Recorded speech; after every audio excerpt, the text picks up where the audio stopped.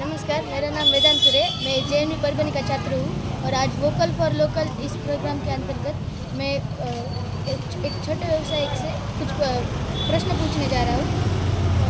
Sir, आपका नाम क्या है? साईनाथ जी। आप ये व्यवसाय कब से कर रहे हैं? ये मेरे पिताजी मतलब ये 50 साल से मैं कर रहे हैं कंटिन्यू।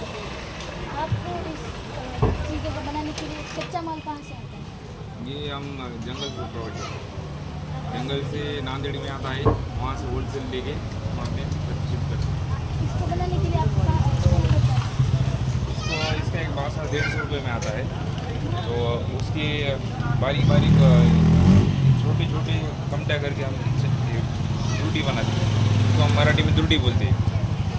ये आप कितने रुपए में बेचते हैं? इसका हमको एक जो बाम्बू रहता है, एक बाम्बू में एक 4-5 होते हैं, तो इसका हम मेहनत पकड़ के कॉस्ट एक 70 रुपये 80 रुपये लगाते हैं। और जो बाजार में प्लास्टिक की ये आ रही है कूड़ा, उससे आपको आपके व्यवसाय पर कुछ फर्क पड़ता है? हाँ, बहुत फर्क पड़ता है ना। तो अब ये जो प्लास्टिक रहता है ना, जो थोड़ा टिकाऊ होता है, इससे ये लगभग 1 साल तक जाता है। जो एक साल तक जाता है ये, और प्लास्टिक थोड़ी ज़्यादा दिन से टिकता है और उसकी कॉस्ट भी कम आती है। इसके वजह से जो ग्राहक है वो प्लास्टिक की तरफ ज़्यादा डिवाइड हो रही है। इसकी वजह से हमारे बहुत नुकसान हो रहा है। तो आप समझ सकते हैं कि जो प्लास्टिक से माल आता है बाहर के देशों से, वो उनके कारण ऐसे हमारे देश के व्यवसाय को बहुत नुकसान हो रहा है।